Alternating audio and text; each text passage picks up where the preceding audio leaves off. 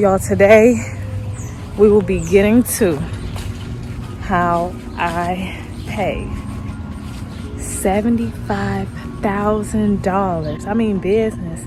That's why I brought my notebook. He is literally peeing on my garden. That is so rude, Tigger.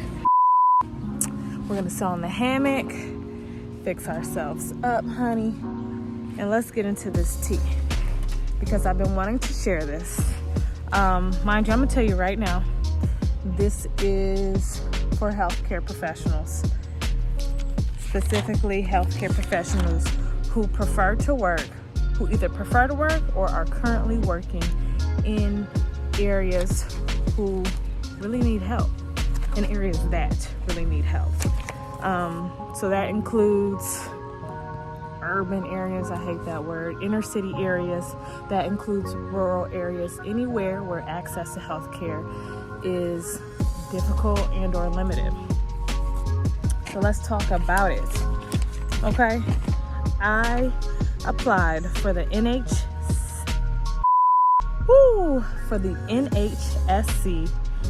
HRSA loan repayment program.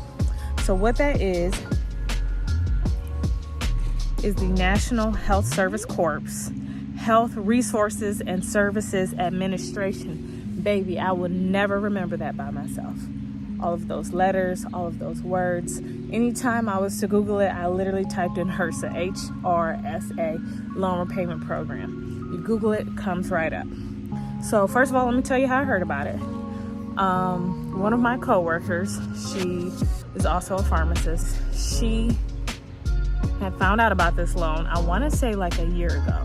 So when I got hired on in one of our monthly meetings, she brought it up and said, hey, we really need to work to get our facilities HRSA approved. Basically, you have to go through this, not an interview process, but like the directors, the higher ups, they have to submit paperwork saying, yes, we do provide these services to these people. This is like the normal income of the people whom we service, and around each of our locations, this is how many other health providers are available, because from that number you get some type of calculation or formula to come up with the need. So my site had a score of a 20, and it looks like the highest score you could get is a 28 from what I could see on the website. So a 20 is pretty high. And the score is actually called a health professional shortage area score. Kind of makes sense based off what I said earlier. So it is a program that's meant to support healthcare workers that requires them to work in high need areas. So like I said, inner city areas, rural areas, things like that. Places like that. This type of program is not widely advertised, so I didn't know anything about it. The only thing I knew about was the Public Service Loan Forgiveness Program, PSLF for short. And that's if you work for like a nonprofit organization, like a school, like certain hospitals, certain facilities, you can then have your loans forgiven. But that process, you have to make 120 qualified payments.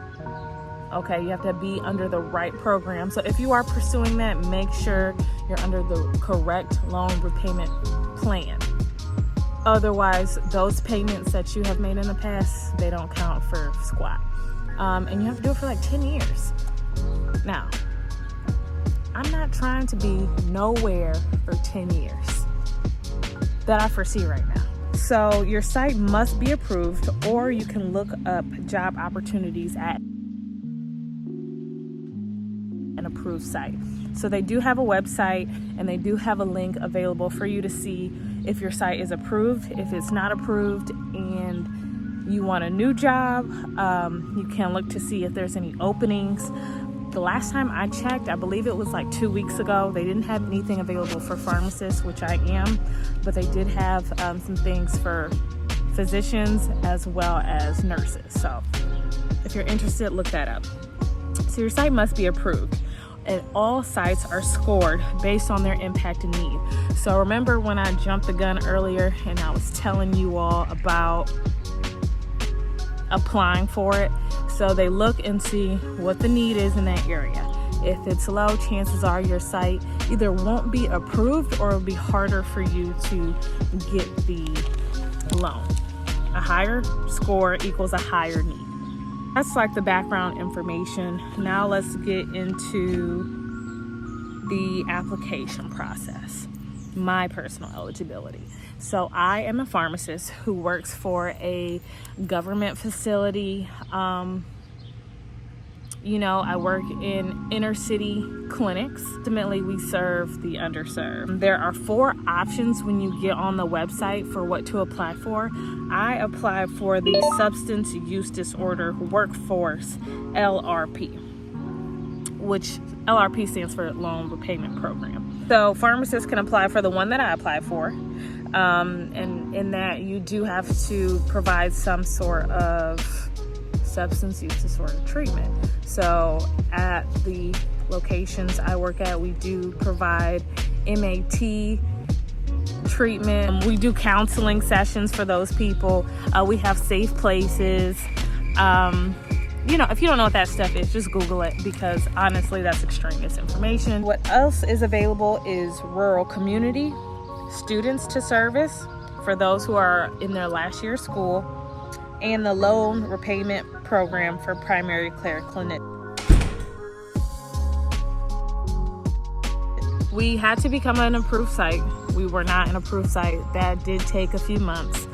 So luckily this was way before the application deadline, you know what I'm saying? So we had to wait for that. You gotta wait for people to respond, and finally got it approved. So that was a big one for us. Next, you had to apply. It went pretty quickly. The longest part was getting my site approved and getting my work verified. Basically, not only do you fill out this application, you also have to send it off to the person specific to your site who's responsible for saying, yes, she indeed works here. And it's just hard, and it takes a while because of other people's time commitments. That's honestly what you're waiting on, people to complete it. Luckily, we had some really good people on our team who cared. So that was awesome. I applied in March of 2020. I had to get my site approved. The site was verified in April, and my final yes was given in July. So here I have a list of important dates. Got to print it out, and I'll read them off to you. So the application launch date was March 24th. The application submission deadline was May 6th. I'm giving y'all the dates for this year, honey. So we'll put that away. I'll let y'all know the dates this year later. I got my final yes in July, but I found out that I was going to be a finalist in early July. So they do let you know, like, hey, based off the information you submitted, you qualify. Then they ask you for your banking information, but they do tell you, like, just because we're asking you for this doesn't mean that you actually got the award, girl. Calm down. Calm down. Don't make no other plans. Just wait and see. So by July 21st is when I got the okay. Like, congrats. We about to send this money to you. So I'm super excited because the program commitment is 3 years for $75,000. And mind you, at the time, I didn't know how I was going to be paid. I didn't know if each year I was going to get $25K, if they're just going to deposit the whole $75K at once. I didn't know how it was going to go, but I just knew some of my loans were going to be taken care of. And I was really excited because this happened last year during the pandemic. And as we all, well, most of us know, during the pandemic, everybody was placed on a national forbearance, meaning no interest was going to be applied to your loans, and any payments that you made was going to be paid to the principal. That's a big deal because depending on who your lender is, those rates could be sky high. My loan interest rate wasn't that bad because I did decide to consolidate. I consolidated within another federal loan though. That's another thing to know. For eligibility, you must have federally qualified loans. If you, look at my dog. Hey. Hey. How If you have like loans serviced through a Tigger, just wait a minute. If you have loans serviced through a private lender, unfortunately you don't qualify. So you really want to read the fine print to make sure you are eligible before you apply, just because the application process, it took a little bit of time, but I just don't like wasting my time. So it's good to do your research prior to actually applying.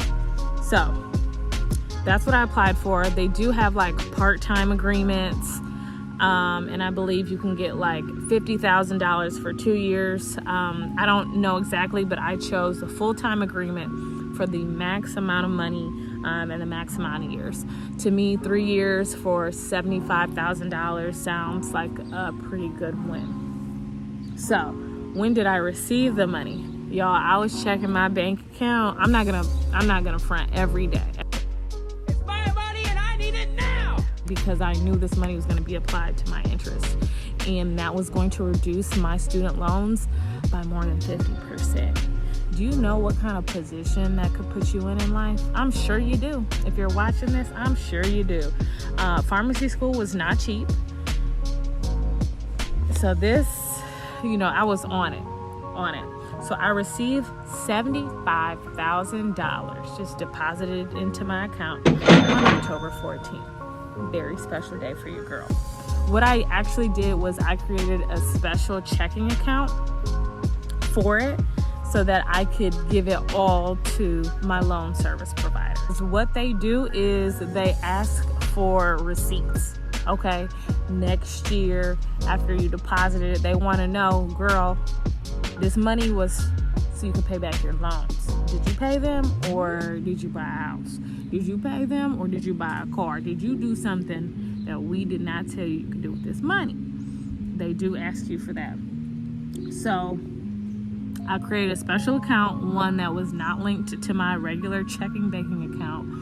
And I had to make the decision, like, do I want to make monthly payments or do I want to just go ahead and deposit all that money at once? I called the pharmacist who initially told me about this opportunity. And I said, hey girl, like, what did you do? Or what are you going to do? She said, you know what, I'm just going to deposit it all at once. I said, well, that's what I'm going to do. And mind you, at that time, I already had payments like set up. Like I was set up to pay like, I don't know, $600, $1,000 a month, something like that. But obviously that was put on hold because of the national forbearance. So when I deposited that money, I realized I'm paid up for like 75 payments. I loved watching that number go down. You guys, I had a little less than $150,000 of student loans. And mind you, I have been paying on them. What a great day that was to see my loans go down. What a great day. So,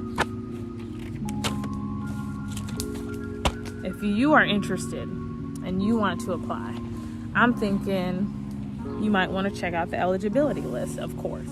So you want to Google HRSA Loan Repayment Program.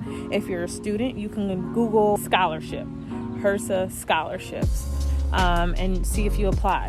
Eligibility requirements include working at a HRSA approved site. It includes having federally qualified loans. It includes being a healthcare professional. And mind you, pharmacists can apply for all but one of them. So I believe there's like 4 different categories. You can apply for all but one of them. Moving on to the deadlines for this year, which most of them have gone away. Sorry, this video came out a little late, but at least you know for next year you could prepare. You could potentially get a new job if that's what you feel like you need to do. At least you know what to expect. So this year, the application launch date was March 24th. So that's obviously when you can start applying. On May 6th, that was the application submission deadline. So you needed to have everything in, all verifications, proof of licensure, all that stuff in. Your employment start date needed to be in by July 18th. So you could apply and not be employed just yet, as long as they know it's coming. So you needed to have like an actual start date though by July 18th. Scholars service obligation date, that's for July 31st, 2021. That, I believe that's for those who are still in school. I don't know too much about the scholar obligation date, but you can look into that more if you are a student.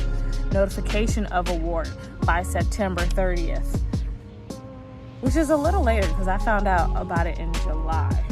Anyways, and then the contract termination deadline, 60 days from the effective date of the contract. So that's if you decide, hey, you know, this is actually a commitment that I know I can't make.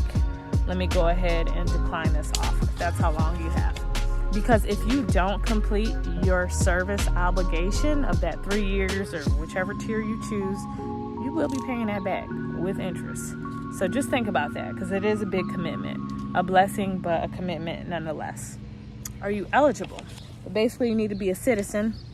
Okay, you need to be able to participate in Medicare, Medicaid, and the state children's health insurance program. You need to be a fully trained and licensed healthcare professional or on your way to be. You need to be in eligible discipline. So nurse, doctor, dentist, pharmacist, what have you. You have to have loan debt that qualifies, that led to your degree. You can't have like loan debt from an education degree that didn't really qualify for your doctorate. At least that's what I'm interpreting it as. Mind you, my pharmacy program was like a 6-year-long program. If you're working at an approved site, or you're using that approved site score. That's a little truncated version. So I hope this video was helpful.